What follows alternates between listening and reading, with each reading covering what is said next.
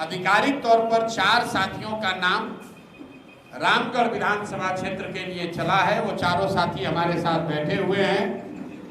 नुआव के विनायक जायसवाल जी जो जन स्वराज में जुड़ने वाले पहले कुछ साथियों में रहे हैं और जन स्वराज के बात को, परिकल्पना को नुआव और उसके अगल बगल के क्षेत्रों में घर घर पहुंचाने में इन्होंने बहुत बड़ा योगदान किया है। ये एक संभावित प्रत्याशी के तौर पर दावेदार भी हैं और जन स्वराज परिवार में लेकर इसकी चर्चा भी हो रही है।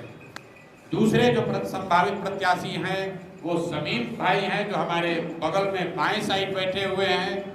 ये भी बहुत शिद्दत से कई पिछले महीनों से जब से हमारे साथ लगे हैं तब से बहुत मेहनत कर रहे हैं और पूरी तरीके से जन स्वराज के समर्पित जो साथी हैं उनमें इनकी गणना है, उसमें इनकी गिनती है और ये भी एक संभावित प्रत्याशी के तौर पर इनका नाम भी चर्चा में है।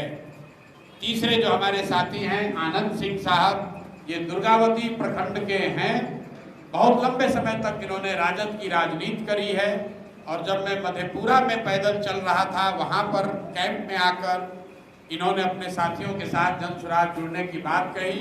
उसके बाद से दुर्गावती प्रखंड में कई जगहों पर और दुर्गावती प्रखंड के बाहर भी बहुत मेहनत से जन स्वराज को दुर्गावती प्रखंड में जो लोग जानते समझते हैं उनमें एक बहुत बड़ा वर्ग है जिसमें आनंद जी का सहयोग है, आनंद जी के प्रयास का असर है।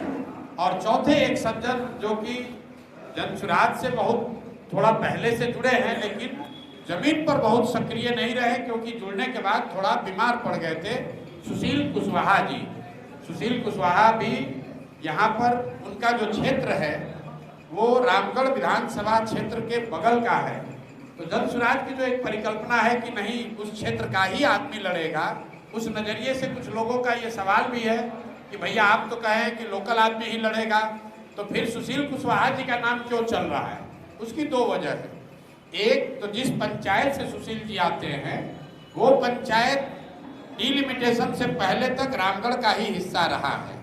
डिलिमिटेशन में उस पंचायत को रामगढ़ से अलग करके दूसरे विधानसभा में मोहनिया में डाला गया है।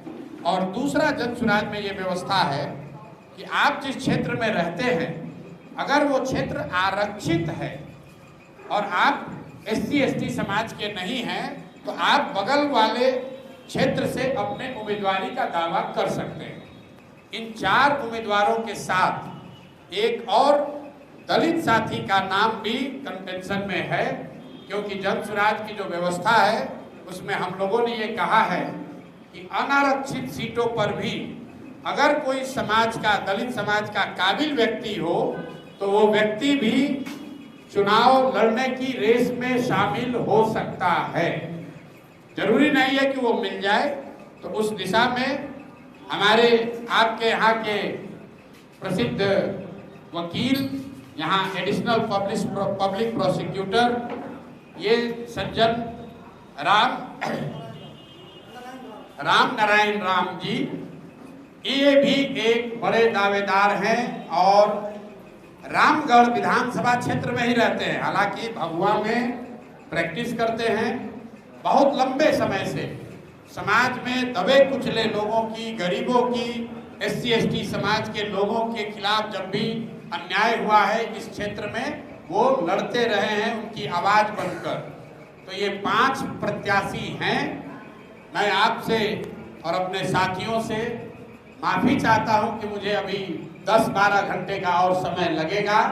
इसकी घोषणा हम लोग करेंगे कल सुबह, लेकिन इन 5 में से ही कोई एक आदमी प्रत्याशी बनेगा।